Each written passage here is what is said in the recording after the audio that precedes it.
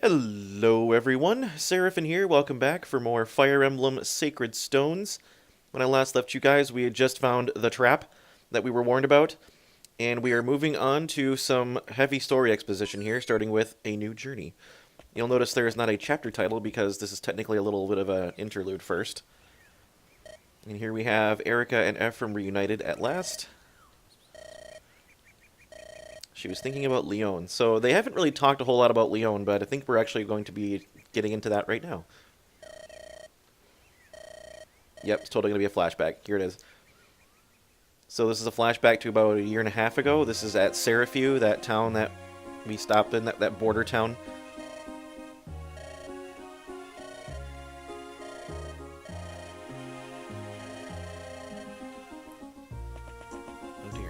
And here we have Leon on the left there.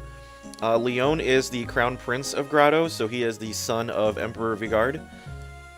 And Leon, Erica, and Ephraim are childhood friends. They all know each other very well. Father McGregor, I suppose, is their tutor, the three of them. You, unlike my brother, are a gentleman.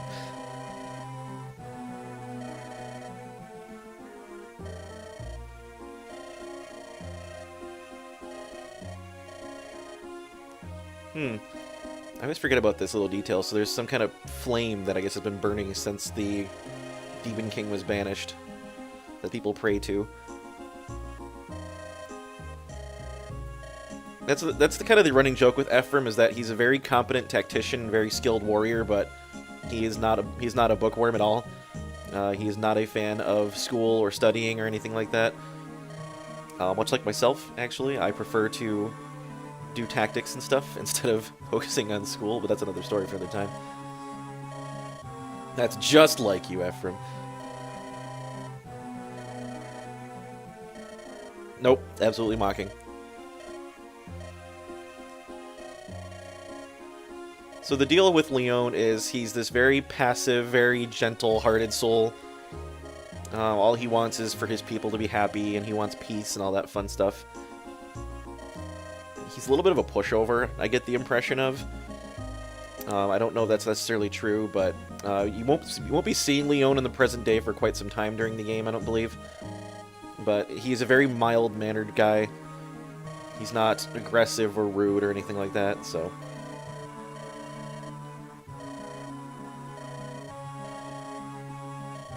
One destined to become king must know all this stuff. Chastisement and castigation. Well, maybe you should, straighten up and do stuff. Ah, yes, General Dussel is the one who taught Ephraim how to use the lance. So, General Dussel has nothing but praise for Ephraim because he's an amazing soldier. But he's, again, not an especially talented scholar. Let's put it that way.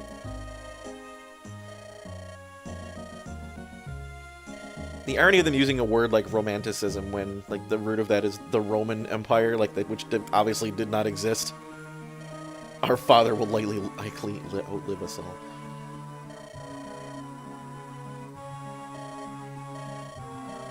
He wants to become like his father.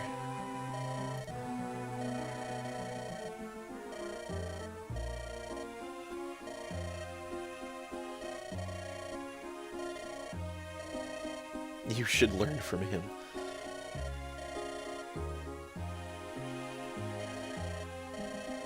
Oh, well.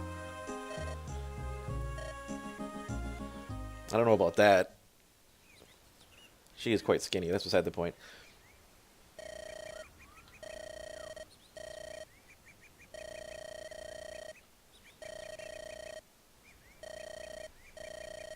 Hope he's not gone so far that he would hurt his own flesh and blood. Okay, so that's some story exposition out of the way, but now we get even more! So we're on our way back to Frelia, Castle Frelia here. And here we have Tana here to greet us.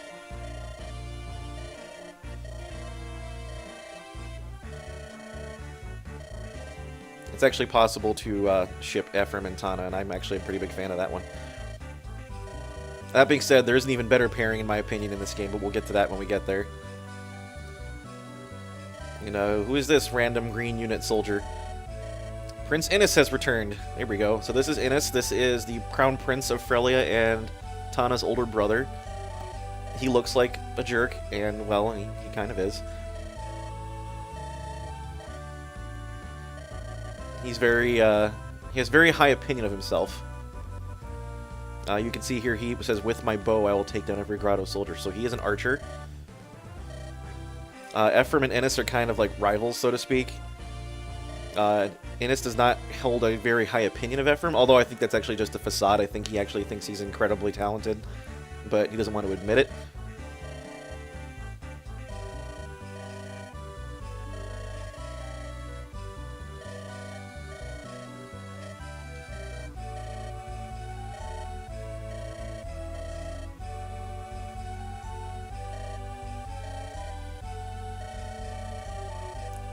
At least he hasn't changed. Yep, he's still a jerk.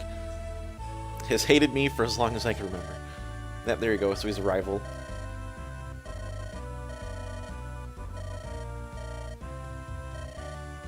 Tana, you talk too much. So now we get to sit in with on a war council. This'll be fun.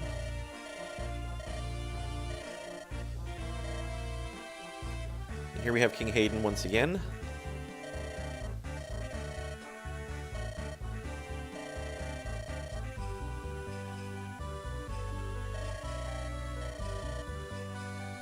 Kind of ironic, really, that our troops are proving themselves superior.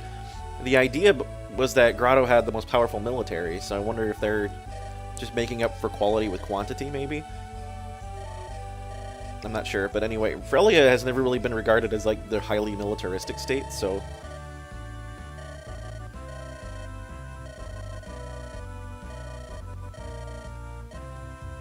Grotto is trying to destroy the sacred stones. We've strengthened the tower's defenses. Frelia Stone is safe. The tower he is referring to is the Tower of Valni, which is something we'll get to see actually pretty shortly.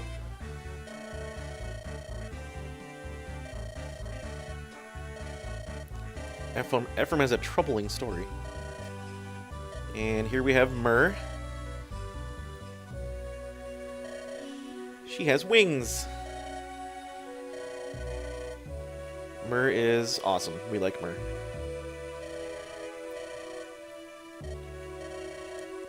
She's apparently very shy, as Ephraim just said. Myr tells me she belongs to an ancient race of dragon folk. Yes, Myr is a dragon, and she is awesome. The Monarchite. Monarchite are what are commonly referred to as, I guess, the dragonkin in the Fire Emblem series. This is not the only time you will hear that particular name mentioned. Myr is a Monarchite in this game. There are a lot of Monarchites in the original Fire Emblem, so Shadow Dragon, Mystery of the Emblem. Basically every Fire Emblem has, generally speaking, some form of Monarchites in them. The exception, I guess, being Path of Radiance and Radiant Dawn, but instead they have Dragon Lagoos, so it's the same thing. She lives in a place called Darkling Woods. One day we felt something, an ominous energy to the south, from Grotto. Sala and I. Sala is that guy who was looking for her earlier, that disheveled-looking fellow who they didn't think was a spy. We will be seeing him again later. Myr got lost and wandered into Grotto territory. They stole her Dragon Stone. So the Dragon Stones are what give Monarchites their ability to transform into dragons. Otherwise, the vast majority of Monarchites are just like regular-looking people, and for whatever reason, a lot of the principal ones, like a lot of the named Monarchites you run into throughout the course of Fire Emblem, are all little girls. Or at least they appear to be little girls. They're actually thousands of years old. So, Tiki from the original Fire Emblem is a great example of that. Myr is another example. Faye from Binding Blade is another one. There are several beyond just those. Noe from Awakening. So whenever you see little girl dragons, they're generally speaking hundreds or thousands of years old, and they're also Monarchites. So it's a running trope in the series, but it's actually a really cool one. Monarchites are incredibly interesting.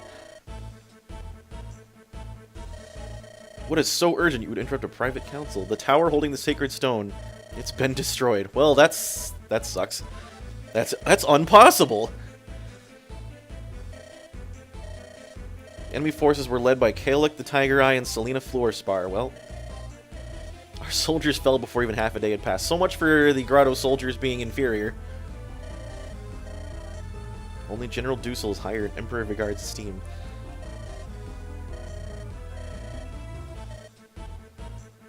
And here we have the Tower of Valni, which is guarded by pathetic green units that get one shot by Kalik here, as well as his entourage.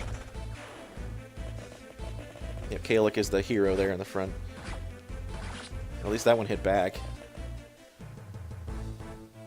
And that animation you just saw there was Kalik shattering the Sacred Stone. So it's gone. I do think it's really sad and pathetic, actually, that the Sacred Stones are so fragile. Apparently there's like little glass bulbs that can just be shattered without even, without much effort.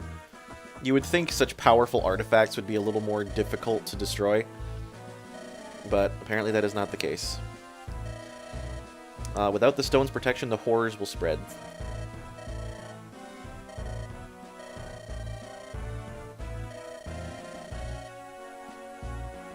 Kalik is a dick. Let's put it that way.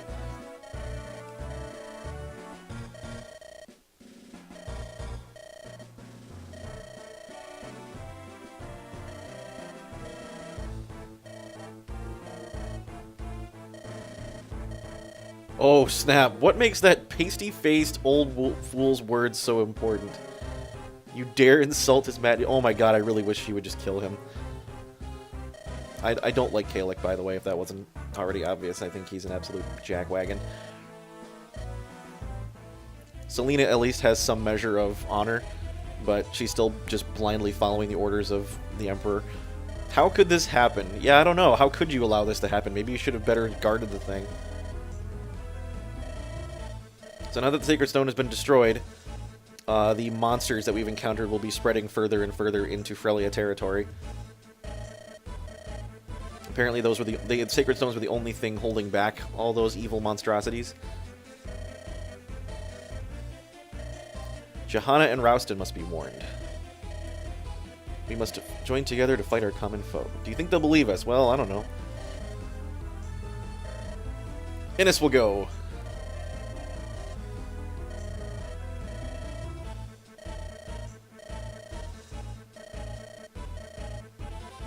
Cannot let you leave the nation in such a time of crisis. Well, that's pretty reasonable of him, I guess. Erica will go to Rouston.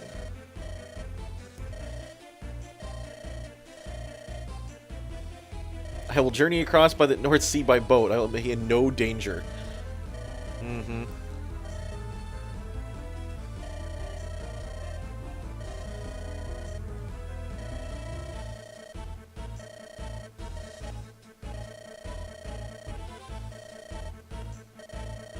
You've got your father's foolhardy courage.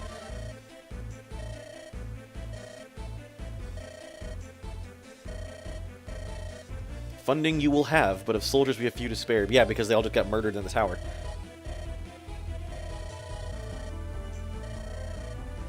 There must be no errors. Yeah, here we get this arrogant guy again. Where I command, there are no mistakes. And then Erica's so naive to think that that's not a lot of funding. That's only 10,000 gold. I mean, it's a decent chunk, don't get me wrong. So here, they just got reunited, and now Erica and Ephraim will be splitting up yet again.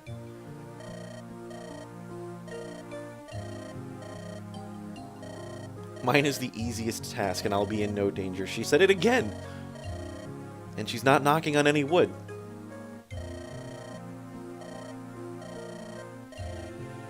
No one can defeat you. Huh.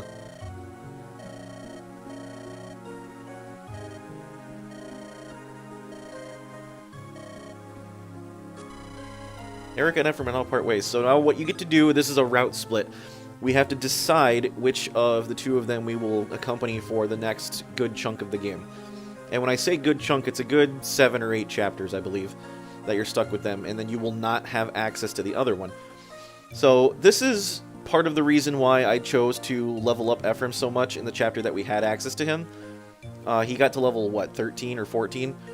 But I did that because I'm actually going to go with Erica, and when I rejoin with Ephraim, he'll already be leveled up to that point. Or he'll be at the same level he was, rather, but we won't need to worry about training him. If he was lower level than like, he would get auto-leveled to a certain point, but those auto-levels generally are worse than training them yourself. So I didn't want to have to worry about that, but also we'll have time to train up Erica, because I need to turn her into a better unit. She's not terribly great right now, so we're going to go with Erica. We're going to leave Ephraim on his own. He'll be fine, trust me. Erica's route is regarded to be, I guess, the easier of the two. I don't know that I agree with that necessarily. I think both of them are pretty equally difficult. Both of them have at least one chapter that's incredibly annoying. And here we have Kyle and Ford. And they're going with Erica, because Ephraim decided he doesn't want to bring anybody with him, apparently. I don't need you loafing around here. Go keep Erica safe.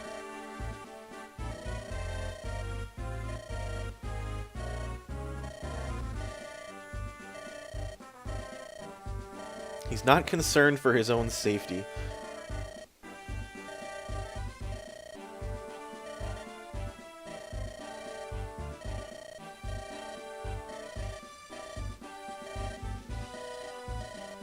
Huzzah! Chivalry! Nope, Ford, you're benched. Sorry, pal.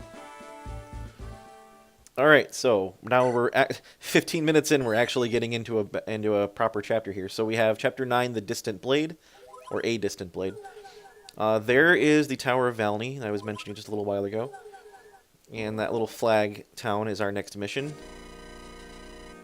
So the Tower of Valni is something we can actually use to train up our troops between missions if we want to. It's become home to a host of dark creatures, yeah, because the Sacred Stone is gone. Battling these monstrosities is a good way for units to gain strength. Try using the tower as a training area to gain extra experience. Be aware you cannot save your battle preparations for tower skirmishes. Once you clear a tower map, you'll have to access the next floor. Each floor is more difficult than the last, so come prepared. Dark creatures now will also appear on the map as random skirmishes. And if you run over them, you'll just engage in a little fight on the same map that chapter took place on. If you're in danger of losing units, you can use retreat to withdraw, but you will. I don't think there's really any downside to withdrawing, honestly. But at any rate, if you go down here now, you'll see we have a skirmish on the map here in the Atlas Plains. There's an enemy entombed there. So if we were to move back down here, we could fight them on that chapter map again. You know what? Rather than breaking into the next chapter right away, because it's going to take some time, why don't I show you guys the tower? But first things first, I'm going to go ahead and manage some items real quick, because we got a lot of stuff we're carrying, and I need to make sure I visit a shop or something and get everything hooked away. So, yep, I'll just spend some time giving a... We got all the exposition out of the way for now, so I'm just going to show you guys the tower and some other stuff. I figure now's as good a time as any to do it. I'm not going to be making use of the tower with respect to grinding and whatnot. I don't think there's really any need to do that. This game's not really all that difficult to warrant it. I have done it in the past, don't get me wrong, but Erica's level 9, and she's actually doing okay. I thought she was way worse off than she was, but her strength is reasonable. She's actually got halfway decent defenses for what she normally comes equipped with. I would have liked some more speed on her for level 9, but we'll work on that. I think I'm actually running out of light tomes for Archer. Yes, I am. So we should get him more of those. We're going to keep working on Franz in hopes that he turns out a little bit better. No promises, obviously, but you never know. Vanessa is doing okay. I would have liked for her to have some more strength. Her defenses are pretty solid, though, I will say. I'm impressed with that. So we'll probably be keeping her around for a little while longer. I could give her that killer lance, huh? Sadly, I didn't get to bring any of Ephraim's equipment with me. Kyle and Ford brought me all their stuff, but I didn't have anything from Ephraim. But as far as I understand, when we get him back later, he will have all of his same stuff. If I'm not mistaken. And that's also why I didn't want to make too much of a liberal use of his Reagan life, because I knew it wasn't going to get automatically repaired. We don't really need the hand axe, do we? No, I don't think so. We'll take the steel axe, though, for some extra punching power, just in case we need it. Loot is going to be a mainstay, as I mentioned. She's a glass cannon and absolutely amazing. Mulder the Boulder is turning out really good so far. So I think we'll be sticking with him as opposed to training up Natasha. Normally I would use her because she's much faster. She has much higher luck, and I think her resistance also eclipses Molder's completely. But the fact that Molder's got such good con, and his defenses are reasonably well-rounded, and he's also quite fast himself, there's no reason not to use him at this point. What I'll probably try to end up doing is finding something that I can buy for him that will allow him to get experience without having to directly heal people, such as a barrier staff or something similar. Thankfully, money is not usually an issue in this game in particular, so I won't need to worry about, you know, running out of cash, I suppose. But Steel Lance on Gilliam. Oh, we can use silver on him now. That's right. In fact, why don't we do that? I'll give him steel as well, and then a javelin. It's not that I want to be using the silver lance all that much, but when he can one-shot people with that thing, I am definitely okay with it. He's level 13 already? Holy smokes. 7 speed, by the way, on a knight at level 13 is pretty darn great. So I am very happy with how Gilliam has turned out. I would have preferred some more defense, but I'm not worried. His growth is really high, and I'm confident he'll get to a much higher level in time. Nami, I was initially very skeptical about using, but now that I've realized just how good her growths are, and she's turning out reasonably good, I think we're going to hang on to her for some time. And it's really hard to not use Joshua. Like, he's just really good. He's one of the best Myrmidons, I think, in the series history. He's up there with the likes of Rutger. So we're going to keep an eye on him. Again, we're not going to be using Natasha for the time being. I don't see any reason to. We don't really need Seth for the time being either. We just don't need him. And I also mentioned I will not be using Ford. I think Franz is just better in almost every respect. I guess with the exception of skill, it looks like. He's got 1 fewer point of skill. You notice he's only 2 levels higher than his brother, but his stats are already much higher. And, well, I guess Ford... no. There's no real reason to, so we're going to stick with Franz. Kyle, on the other hand, is very tanky, and I like that, so we're going to bring him as well. So we'll have 2 Cavaliers, but that's fine. What are his weapon ranks, out of curiosity? He's got D and C. That's pretty good, not going to lie. And he's bulky enough that he can use some of the heavier weapons without any speed loss, but he won't really need to. So there we go, we got our team. So that's 12 people? Yeah. We might not be using all of them in every instance, but there is a vendor in Seraphim, so why don't we stop there real quick and pick up some more tomes for our magic users. We have a fire tome for Loot, and a lightning tome for Arter. I could buy more vulneraries if I needed them, but I really don't.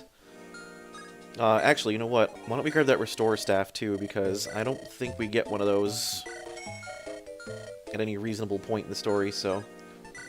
And then we'll give everybody their vulneraries back. I think I've got just enough. Actually, I have more than enough. I would have preferred to have, like, a Thunder Tome or something for Loot at this point, just because she can start one-shotting people with that thing, but it's kind of a luxury, nothing else. So, alright, I think we're ready to go. So, let's show you guys the Tower of Valni real quick. So the tower has, I think, 8 floors to it altogether. That being said, you start out with only having access to the first floor, and you will gain access to one additional floor for every story chapter you unlock up until you get all of them. And by that time, I believe, once you unlock all 8 floors, that's when Erica and Ephraim reunite. So once we beat Chapter 9, we'll have access to Floor 2. Once we beat Chapter 10, we'll have access to Floor 3, and so on and so forth. So I'm just going to bring this group of dudes. Kyle's already level 9. We don't need to worry about him so much, do we? Although Gilliam's also incredibly high level, so... It doesn't really matter who I bring, honestly. It's just going to get a little extra experience. I'm just going to do it the one time, but after that we're going to stop. We don't need Colm, by the way. There's nothing to steal, so... Anybody over-leveled or anything? Not really. Alright, let's do it. So I'll check the map real quick. It's a pretty simple layout. This is as wide as the map goes. It doesn't get any wider than this. It's pretty symmetrical, as you can see here. It's just nothing but Revenants and Entombed. There is the occasional Bone Walker here. This actually are the Archer flavors of Bone Walkers. You'll see some of them drop random bags of gold. 50 gold here and there. Some of them drop like 1 gold, like really. But, yep, it doesn't look like any of them have anything worth picking up. There is one boss entombed right here, and there's also one regular entombed. They will both give you a full level of experience if you kill them. These Revenants are not tough. They're only like level 6. I might be able to get a couple levels out of here, but other than that... that being said, you can keep replaying this as much as you want. And the other interesting thing is when you're going from one level to the next. So, for example, if I were going to play through this and do the entire tower, like if I had all 8 levels, access to all 8 levels, I can do my initial preparations here, but after that, I don't get to do it anymore. Like, between levels, you're stuck with what you have. Although, I do believe they give you access to a generic item vendor between levels of the tower. So, for example, if all my weapons broke between level 3 and level 4, they would let me access a basic weapons vendor. And by basic, I mean, like, iron weapons, fire tomes, lightning tomes, that's it. And basic heal staves. You would not get any more than that. And they're also sold at an inflated price when you do it from inside the tower. You'll also notice we can't save in here. So you can't like, you know, pre-charge your team for the tower and keep going through. You have to do it all in one swoop, basically. That being said, the nice thing about the tower and these skirmish maps in general is you can retreat anytime you want. So if you think you're in danger of dying, you know, you're running out of money, you're running out of weapons, and your guys are just on their last limb, you can just leave whenever you want. And you get to keep everything that you earned while you were there. So that is one of the nice side effects. That being said, these guys are not overly threatening. They've got about 11, 12 hit or attack between any of them here. I think we can kind of send Franz in there and soak some damage up for the most part. And let my squishies handle everything else. Yeah, why don't we do that? We're going to ride Franz right into the center of it here. These guys only get those... Revenants only had 4 move too, so... they're not altogether all that threatening. We're going to give him some Lance experience, because I want him to get to C rank in Lances if we can. Yeah, in fact, the only ones that can hit him are these two. And then there's that Bone Walker, I guess, too, but I'm not terribly concerned about him at this point. So we'll just park all of our dudes right around here.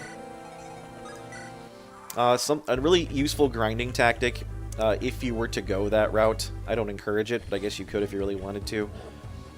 You can kind of just hide on the bottom of the map there and tuck yourself into one of the little sideway hallways, and then there's like a bottleneck, and these enemies can't really get to you. So if you're training like a ranged unit, for example, like a magic user or an archer, you can just park 2 bulky units on either side of them and just unequip their weapons.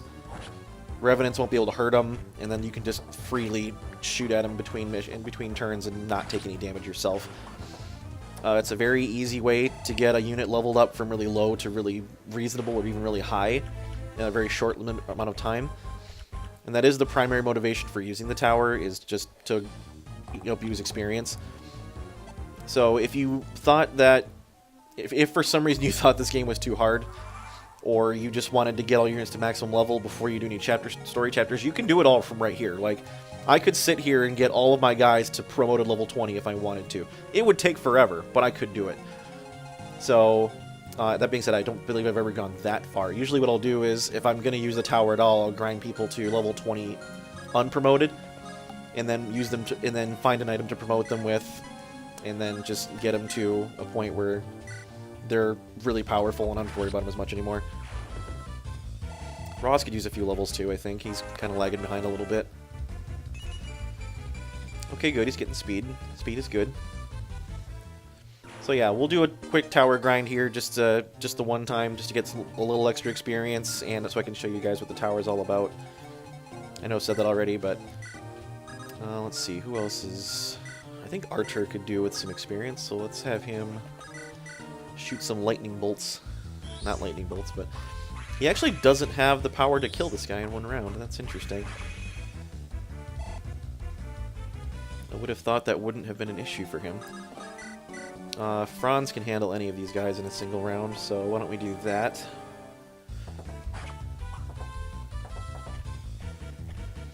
It is kind of interesting how these revenants just kind of shamble really slowly forward and whatnot. The animations take a little time, but it's not that big a deal in my opinion. Why don't we have Namie pick off that other one?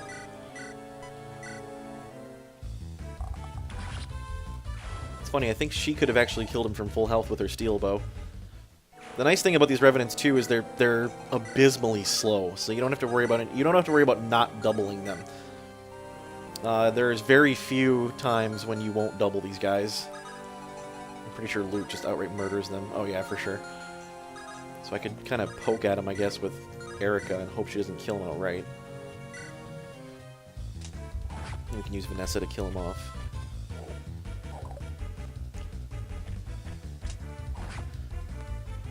It's not, like I said, it's not challenging. Although, as you progress higher into the tower, it does get a little bit more difficult. And actually, on the higher levels, like level 6, 7, 8, it is actually quite challenging. There are some promoted monster classes. Yeah, I know, right? So, in addition to all these crazy different monster types, I think there's like I said, there's like 10 or 11 of them altogether. Some of them have promoted versions. For example, well, you've already seen the Revenant and the Entombed, which is, you know, one's a promoted version of the other. There are promoted Bone Walkers. There are promoted, I guess you haven't even seen Gargoyles yet, but there are promoted versions of those. And in addition to some of them being able to use different weapon types, they're just a lot stronger. So, generally speaking, the more difficult guys there are, it's just a more challenging chapter. No kidding, right? So, let's see here. Why don't we have Namie pick off one of them? Pick off that guy. I think having everybody around a decent, like, level 8 or 9 range is a good way to go into Chapter 9. So, we'll have Vanessa kill... Can Vanessa kill this guy? She can, actually. That's nice. And we're going to need to get Erica a heal real quick. Thankfully, I brought Mulder with me. This is also a great way to train your healers. If you have somebody who can take a couple of hits and not die, but also, you know, not be terribly threatened by all these enemies on the map, you can just sit him in front of everybody, have him take repeated hits, and just have Mulder keep healing them. So, in addition to grinding up your combating units, it's also a great way to grind up your healers.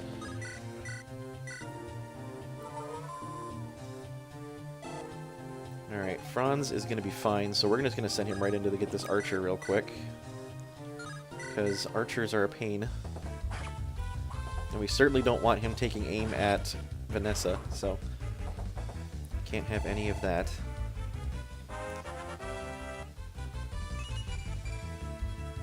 Well, he tied Gil with his brother, I guess. Really like him to have some more speed. One thing at a time, I suppose. We'll send Ross a little further up in here. And I'm actually, this is going to sound risky, but I'm going to have Loot take a pot shot at that guy. Is that a reasonable idea? Yeah, she'll get it shot by the other one, but that's fine. And she'll crit this guy, actually, so maybe the other one will run away in terror, who knows? Oh wait, they're not intelligent, so probably not. And sadly, I don't have any Pathfinder clerics with which to use, like, Turn Undead or something, so... Alright, there's only a handful of them left, and I'm pretty sure Franz is going to murder at least 3 or 4 of them here. That boss monster does not move, so you can save the free level up of experience for whomever you want. They can just kind of attack him with impunity, especially if they're from range, because he won't be able to come up and retaliate against them. And Vanessa will kill this guy. I wouldn't mind her getting some extra strength, as I mentioned, but I'm not going to hold on to hope that that's going to happen. Vanessa, sadly, does not have the strength level up ability that Florina did from my Fire Emblem Blazing Sword playthrough, which was utterly ridiculous. Oh, look, a Franz crit. Nice. That guy had a fetid claw, as you'll see. That's a little bit of a stronger version of just the plain old rotten claw. So a little bit more bite to it. And this rotten claw also has a good bit of bite. That's only because Loot has no defense. But she still has enough power to one-round this Revenant.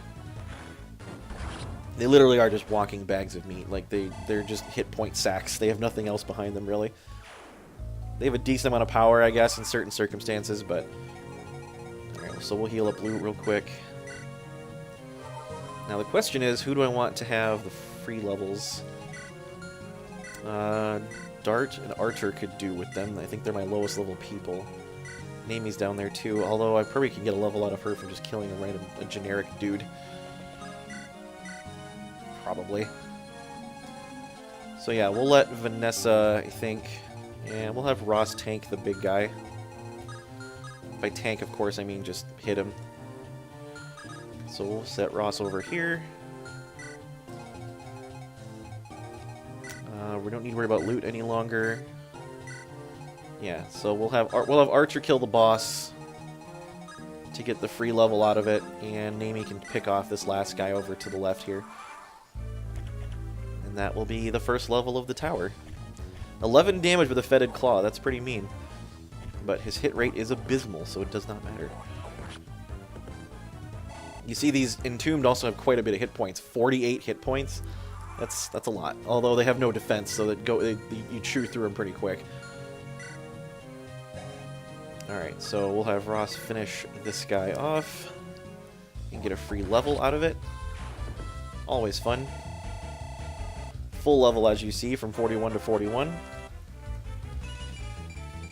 More speed, defense, strength, skill. Wow, that was good. Alright, good job, Ross. Good job. Looking good. And we'll have Namie pick this guy off, assuming she is capable of that. Oh yeah, absolutely. Gotta use the steel bow, but no big deal. Even on just the very next level of this tower, too, you start seeing some enemies that we've never encountered before. But given that I don't actually have access to the next floor yet, we won't be seeing that at the moment. 7 defense for an Archer, that's pretty solid. Alright, it's going to take Archer a couple of rounds to kill this guy, but actually that'll fully break his Lightning Tome, which is fine. Won't need to worry about having any spare uses on it. Unless he crits the guy and leaves it with 1, that'd be pretty interesting, wouldn't it? And we can have Molder heal somebody else up while we're waiting. Is anybody else even hurt? I guess they're hurt a little bit from leveling up. Oh, I guess Vanessa got poked at a couple of times. That's alright. Alright, so that's going to be just about it for the tower here. You can read the victory music going on in the background, as you can hear, because it's just the boss left. Alright, Archer, finish him off. Okay, no crit. He will break his Lightning Tome, but that's fine.